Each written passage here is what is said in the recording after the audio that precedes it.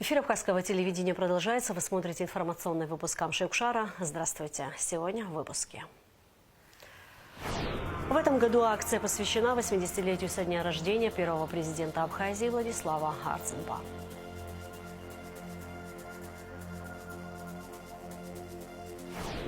В Сухуми торжественно открылся первый международный турнир по карате Кёкусинкай.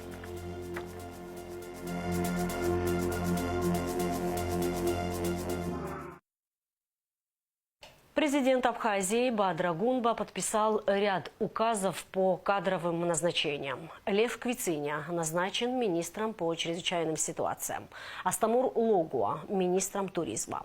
Баграт Боджгуа – председателем Госкомитета по репатриации. Роланд Берулава – председателем Госкомитета по связи, массовым коммуникациям и цифровому развитию. Адамыр Ахуба назначен начальником Государственного управления землепользования и кадастру. Роман Гвинджи – начальником архивного управления. Указом президента генерал-майор Дмитрий Дбар освобожден от должности начальника Государственной службы охраны. Другим указом глава государства назначил его председателем службы государственной безопасности. Первым заместителем руководителя администрации президента назначен Дмитрий Шамба. Заместителем руководителя администрации президента Батал Айба. Владимир Путин подписал указ об упрощенном получении российского гражданства гражданами Абхазии и Южной Осетии. Получить его могут граждане от 18 лет, обладавшие абхазским или юго-осетинским гражданством на момент признания республик 26 августа 2008 года и не утратившие его на день подачи заявления о приеме в гражданство России. Граждане, проживающие в республиках, могут подать заявление в российские диппредставительства, живущие в России, в территориальный орган МВД по месту регистрации или фактического проживания. Выдача российских паспортов может осуществляться в Абхазии и в Южной Осетии. МВД Абхазии обязала администрации кафе и ресторанов размещать на дверях знаки, запрещающие вход с оружием. Контроль за соблюдением правил ношения и хранения оружия в республике усиливается. Особое внимание уделяется запрету на ношение в общественных местах. Правоохранители регулярно проводят профилактические мероприятия по всем районам республики. В МВД напомнили, что за хранение незарегистрированного оружия предусмотрена уголовная ответственность. На нарушение правил ношения зарегистрированного оружия – административное наказание. 11 рабочих групп было создано для изучения сельхозпроектов на местах в рамках реализации ведомственной целевой программы развития сельского хозяйства 2025. Вице-премьер Вараздат Минасян, курирующий работу Минсельхоза, принял участие в еженедельном рабочем совещании. На прошлой неделе все рабочие группы завершили поездки по селам. Всего поступило на рассмотрение 487 проектов на сумму 292,9 миллионов рублей, что превышает и лимит по бюджету на 162,9 миллионов рублей. Как сообщил министр сельского хозяйства Беслан Джопу, существует проблема кадрового дефицита. Не хватает специалистов-механизаторов, которые могли бы работать на машинотехнологических станциях районов. Для реализации проектов по растениеводству республика нуждается в питомническом хозяйстве, где будут выращивать местные саженцы фруктов и субтропических культур. Все это требует определенных финансовых средств, а их не хватает, заметил министр. Вице-премьер изъявил желание совместно со специалистами и членами комиссии лично посетить участников ведомственной программы.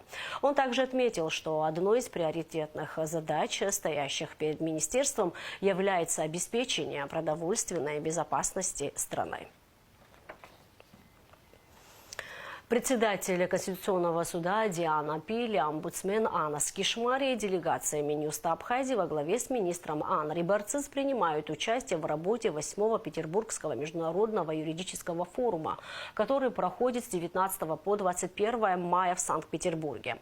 Деловая программа форума включает в себя дискуссии, лекции, встречи, установление и развитие деловых контактов, заключение соглашения, обмен опытом и знакомство с передовыми юридическими практиками. практиками.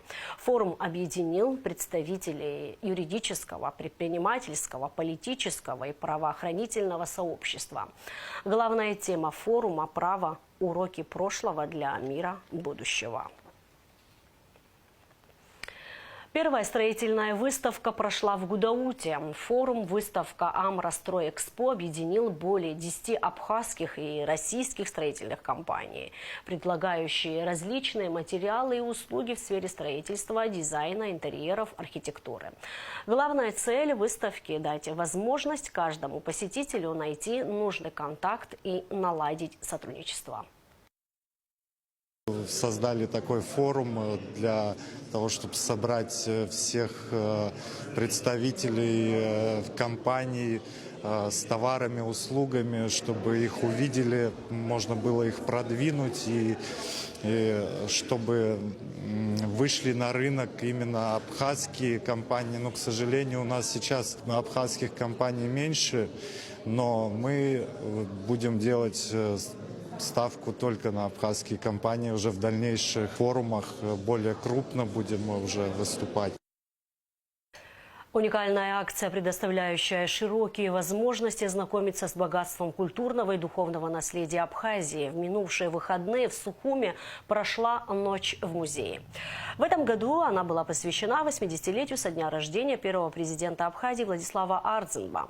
В Государственном музее боевой славы открылась выставка, посвященная этой юбилейной дате. А у входа в музей можно было увидеть служебный автомобиль Владислава Ардзинба ГАЗ-2410. В отделе этнографии Абхазского государственного музея была организована выставка «Все мы родом из детства».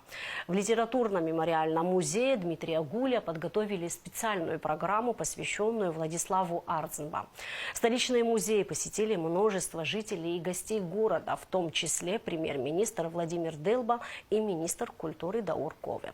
Обо всем подробно в материале Гунды Шоуа.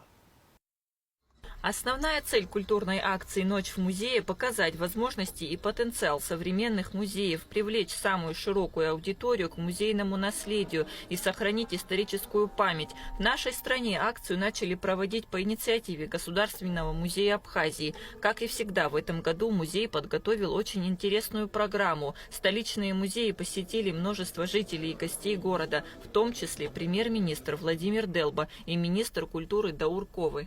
Это наше и культурное, и духовное наследие. Уникальную возможность дает людям знакомиться с историей нашей страны, в том числе через такие дни, как День музея. Это очень важно. Одновременно много функций выполняет этот день. Знакомит шире людей с достоянием народным, естественно, вовлекает в эту среду больше молодежи. Вот я смотрю, здесь столько молодых людей, тоже очень хорошо. Популяризация самой профессии работника музея, это очень важно. В отделе древней истории впервые показали уникальные предметы, различные артефакты, выполненные из золота и серебра. Данная экспозиция приурочена к 80-летию со дня рождения основателя современного абхазского государства. Как известно, Владислав Ардзинба до начала своей политической карьеры был известен прежде всего как ученый-востоковед. Он внес ценный вклад в научное кавказоведение. Его работы в данной области имеют важное значение и не теряют своей актуальности и сегодня. Открывая мероприятие, директор Абхазского государственного музея Аркадий Джобба отметил важность подобных акций. Владислав Григорьевич Иску.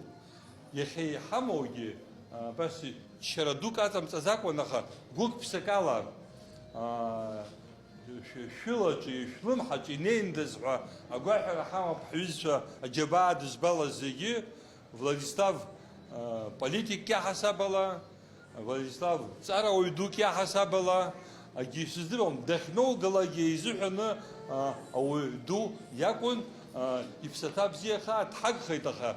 Я амта за айцасбхаза, я хаяха хгу издуп я хаяха ихрах напшутаха пхаготи рахатаги.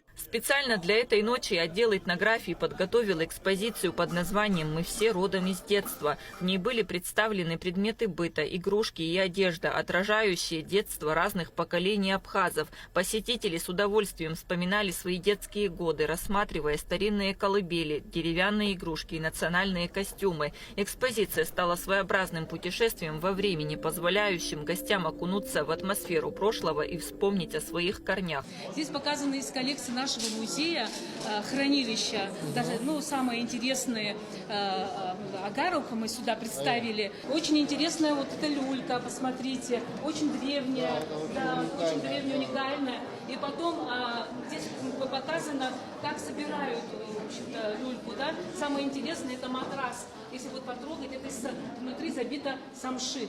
В рамках мероприятия состоялся концерт с участием абхазо-адыгского ансамбля под руководством Сабрины Пкин.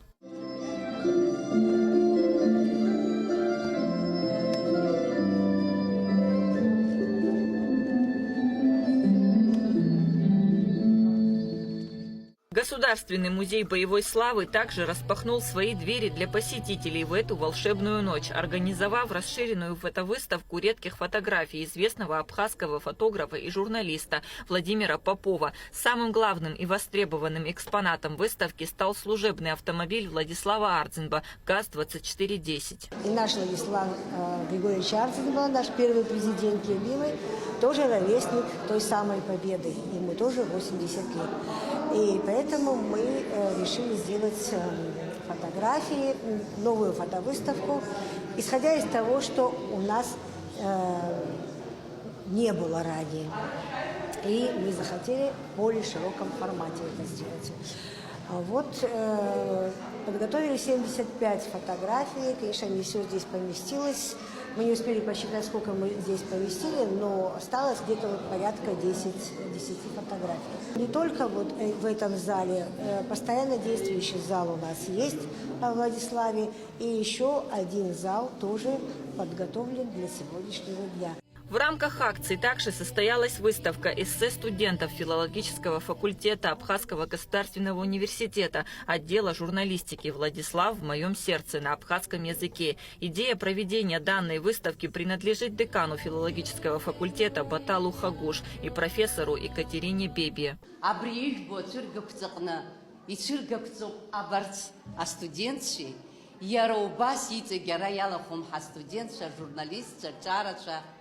Владислав Сарасгоча.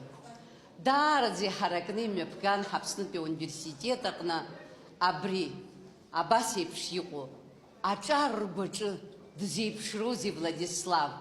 Владислав дара и рабчабадрым бацыз дара купшку ахаззакай их дзиркна ирхази ругвитаз ругваканзи яаваза чахопа. С каждым годом ночь в музее привлекает все больше посетителей. Это не просто развлекательное мероприятие, а возможность по-новому взглянуть на историю своей страны и ощутить связь времен. Стараемся часто посещать такие мероприятия, нам очень нравится такая тематика, и пытаемся влиться потихоньку в культуру Абхазии и развиваться в этом плане. Ночь в музее – международная культурная акция. В первый раз она прошла в 1999 году во Франции. Абхазия присоединилась к движению в 2015 году. Кунда-шоу «Раму Камки» – абхазское телевидение. Фотовыставка Сергея Лидова, посвященная 80-летию первого президента Абхазии Владислава Ардзинба, открылась в Доме Москвы в Сухуми. На ней представлены 19 уникальных фотографий, на которых запечатлены важные моменты жизни и деятельности Владислава Ардзинба. Я рад, что смог оставить след для страны и всего народа, запечатлев великого человека Владислава Григорьевича Ардзинба, сказал Сергей Лидов на церемонии открытия выставки. Он подарил фотографию Владислава Ардзинба посольству России в Абхазии. Выставка продлится до 23 мая. В Сухуми прошел первый международный турнир «Абхазия Опен Куб» по кёкусинкай карате. Соревнования были приурочены к 80-летию со дня рождения первого президента Абхазии Владислава Ардзинба. На татами в стенах детско-юношеской спортшколы сошлись 157 спортсменов из Абхазии и России. Подробности в репортаже Гугуцы Вардания. Торжественное открытие состязаний началось с песен о родине и зажигательных абхазских танцев. Перед спортсменами и зрителями выступили молодая певица Валерия Перцхелия и детский хореографический ансамбль «Абаза». Первый международный турнир Абхазия Open Cup по кёкусинкай карате посвящен памяти первого президента Абхазии Владислава Ардзенба.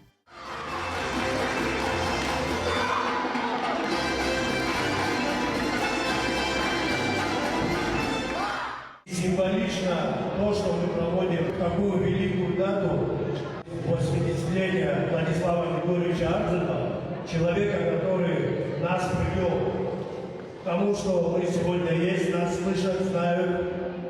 Наша федерация республиканская входит в международную организацию МФК. На татами сошлись 150 юных каратистов в возрасте от 6 до 17 лет. География команд охватывает регионы России, Московскую область, Краснодарский край, Ростовскую область, Крым, а также Южную Осетию и Абхазию.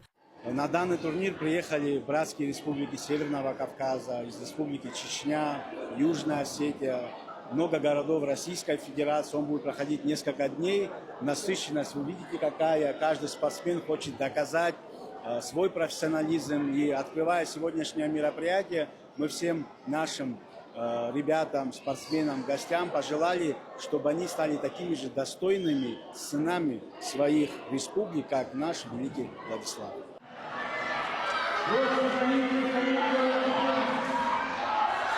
Это настоящий праздник спорта, говорят участники. Первый международный турнир по кёкусинкай карате ждали с нетерпением, отмечают спортсмены.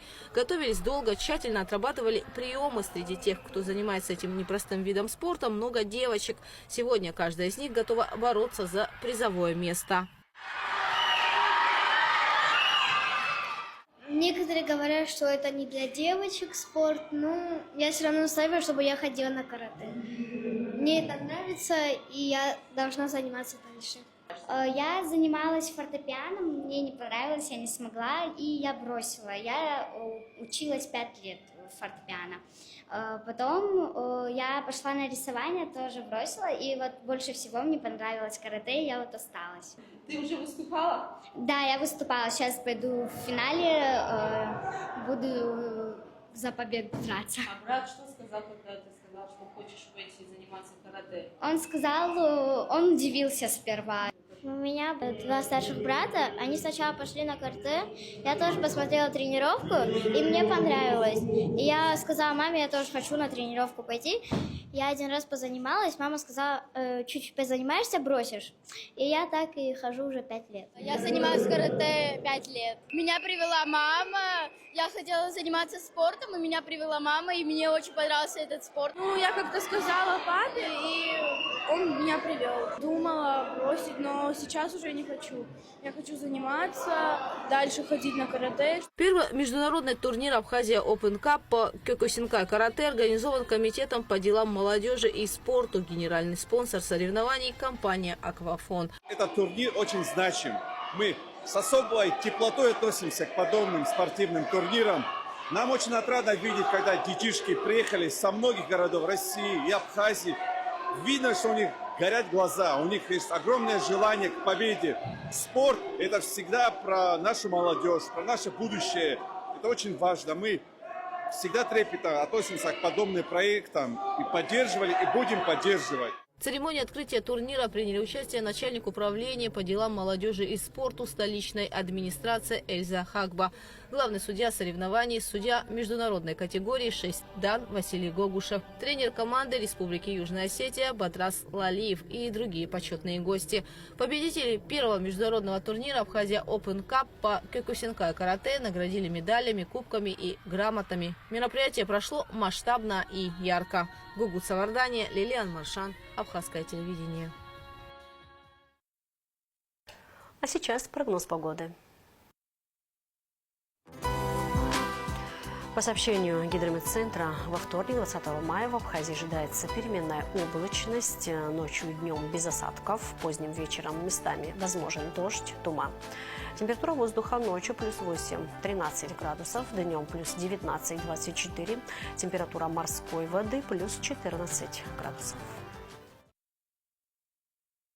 На этом наш выпуск завершен. Всего вам доброго и до встречи в эфире.